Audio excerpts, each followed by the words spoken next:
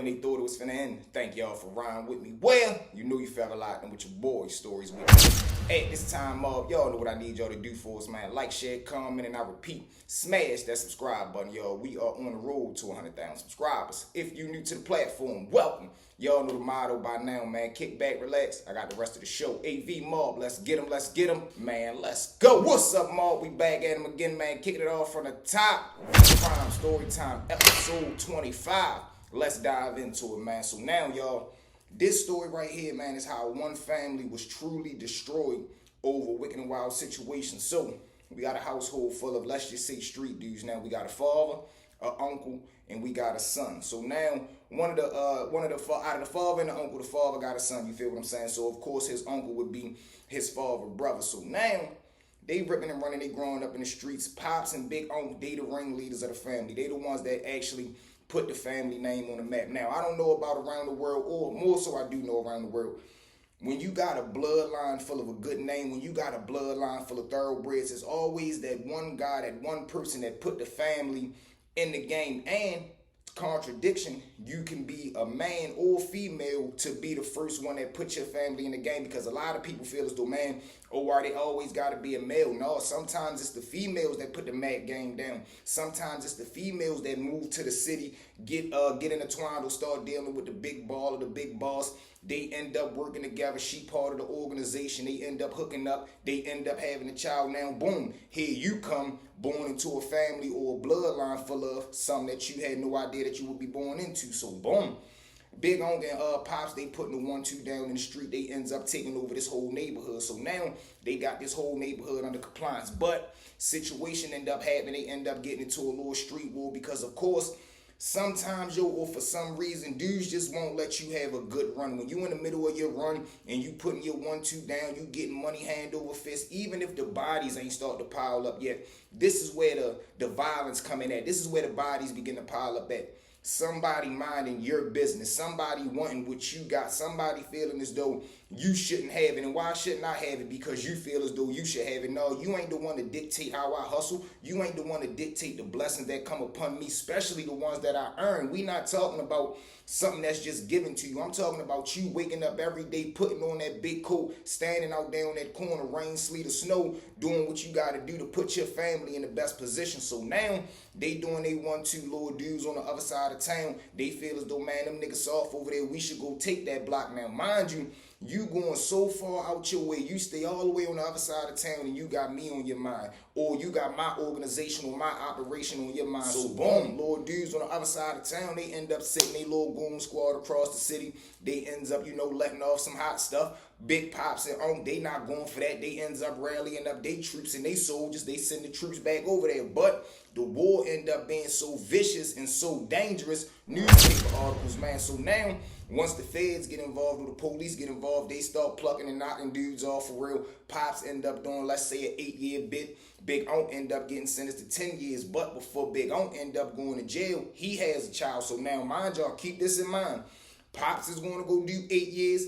Big Unc sentenced to 10 years, but he having a son born the year that he going in. So his son won when he catches 10-year bit. So now, boom, Unc gone, Pops gone. Now it's the son time. The son, he probably like 18 during this time. But in the midst of Big Unc and them making the newspaper articles, he was already putting his work in because Pops already felt as though, like, man, the heat coming down, the police in town, listen, I'm going to need you to step up and earn your stripes. So now, as Pops is starting to fall back, he putting his son in position to run the show. So by the time they catch they bit, little bro, he the boss man now. So he ripping and running, he doing his thing. He taking care of the family, everything on the up and up. He doing everything that Pops and Big Unc installed in him, even to the point the way as though he going to go check on his little cousin for real, because Unc's son, the one that's probably like 3, 4, 5 at this time for real, because they already years into doing a bit. Throughout the years, the son, he always made sure his nephew had everything he needed. He always went over there to check on his cousin, Christmas time, birthday time, back to school, whatever it is, any situation that he had, little bro made sure he went over there, gave him money, kept him fresh.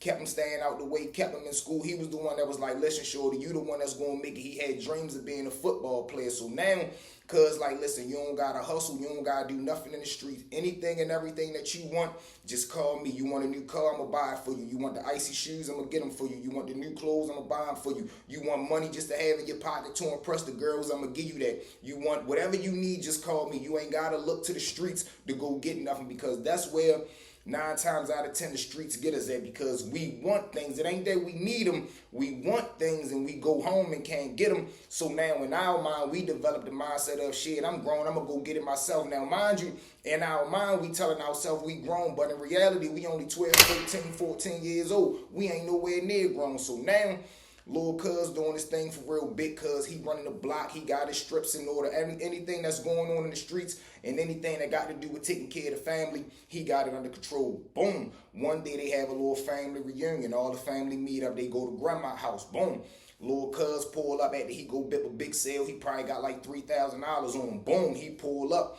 Soon as the car pull up out front, the little cousin for real, which is Big Unc's son, he probably like, let's just say, he probably like 10 years old at this time. Pops is 1 year away from coming home, and Big Unc is 3 years away from coming home. So boom.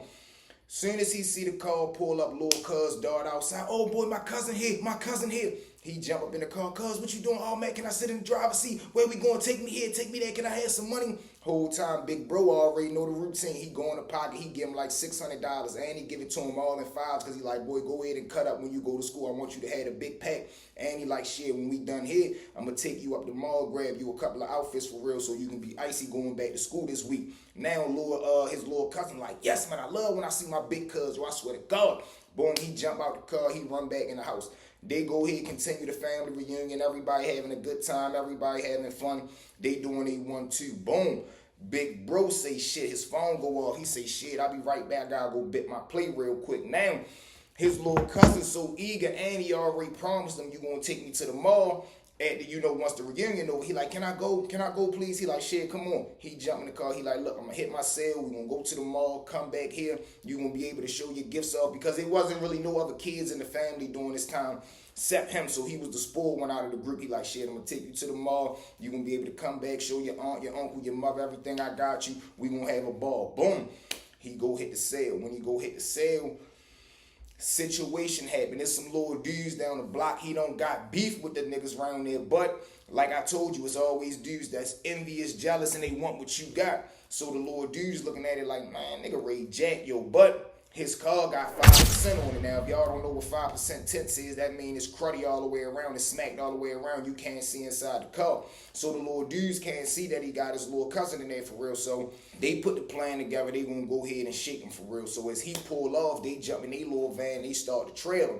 Now they trail him. He stops at a gas station. When he stopped at the gas station, the big bro running the store, he asked his little cousin, you want something? He said, yeah, I want some chips, some Skittles, and I want Gatorade. He like, all right, I'll be right back. They gets up out of there. Big bro jump about the car. He run into the store. The van pulls into the gas station, parked right behind him. Now, they game plan is, we going to jack him and take whatever he got in the car, and we going to take the car. So the reason they going to take the car is to be able to leave him stuck right there. And then once they pull off, they able to get away without him being able to, follow him, chase him, or do anything with that car. So now he runs into the store, little dudes pull in, they jump out. But by the time they jump out, big bro then left. He left the money in the car, so he already coming back out the store. He see the little dudes creeping on the side of the car. He like, yo, what the fuck y'all doing?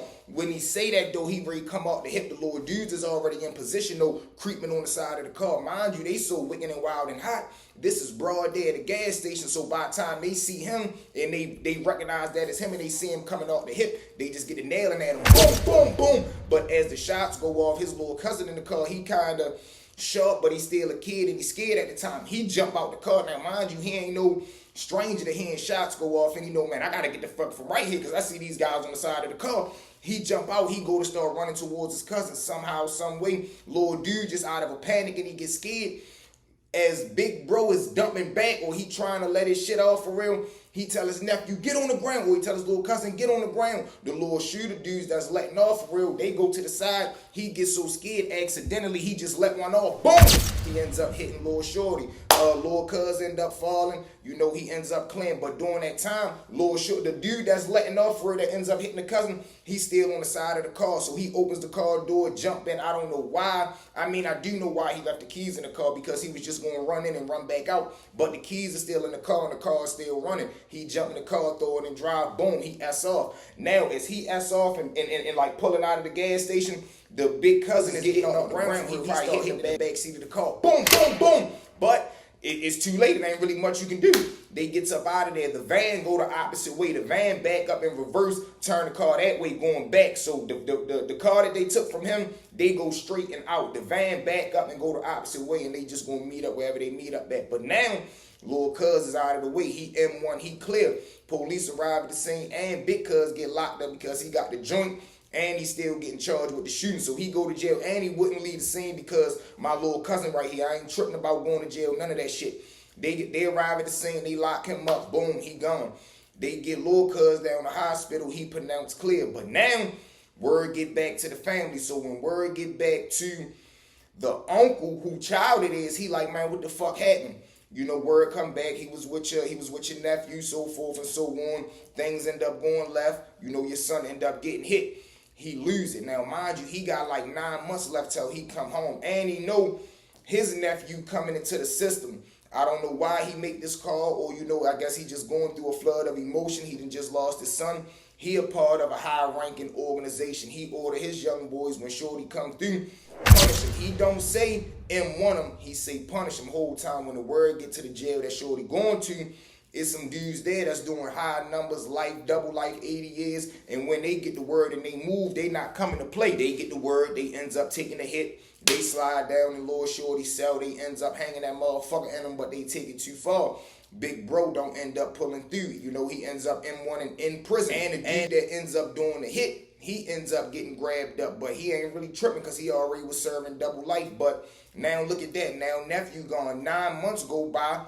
Big Unc come home, but now guess what? Pops done got the word, of course, that his son done passed away while incarcerated, but the word also come back out on the street, because you got to remember, Pops is connected to the streets too. He find out, man, you know your big brother made that call. Yo, he the one that did that. So now Big Unc come home. He reunite with his brother. They kind of like got an even closer bond, because it's like, man, we all we had and everything we did was for the family. But now, yo, this game done cost us both of our children. And Big Unc looking at it like, yo, don't even know that, you know, my son got lost due to yours and your son got lost due to mine. And these are both our children and our nephews. So that was a wicked and wild thought process. Boom. Pop say, all right, man, shit, jump in the car, man. We ready to shoot downtown real quick, get a good meal, go holler at some bras, man. You know, you fresh uptown. Boom. They go down the strip for real. They ends up having a good time. They go grab some food. They just downtown for real, cool and spinning the block, sunroof down, smoking on a nice one. They ends up parking on the side of a back block. They right there talking for about 2-3 minutes. Pops act like he ready to get out the car and, you know, take a number one and urinate. He come out the hip, hitting his brother 2 times, dome shot. Boom, boom! He hit him right there. Now he already had this situation planned out. He called his people that's supposed to pull up and pick him up. They arrive right there with the gasoline. They pour the gas in the car, strike the match, lighting the car on fire. They gets up out of there. Of course, once the police and everybody get the call that it's a car set on fire on whatever street, police and the fire department, the ambulance, everybody arrive. They put the fire out. They discover that it's a body in the car. This is how wicked and wild DNA is. Through all that car on fire and all that, they were still able to identify the person that was in the car, and they was able to identify and get DNA from out of the car who the second suspect was. This investigation goes on though for about 8 to 9 months. 9 months later, they get the DNA hit. They come grab Pops up. By the time they grab Pops up, he's so burnt out and just tired of everything, because, you know, everything he done been through. He get down there, he ends up confessing to everything that happened. He's now serving a life sentence. But look at the trauma in the family that was destroyed, Joe, all over wicked and wild situations, man. That's why I tell y'all, do not get involved in the streets, man. But with that being said, Mark, thank y'all for riding with me. Well, you know you fell a lot in with your boys. At this time, one more time for your family. Like, share, comment, and I repeat, smash that subscribe button, y'all. We'll be at 100K in no time from the bottom of my heart. I love each and every one of y'all, man. Newspaper articles. Let's get it. Let's go. Y'all.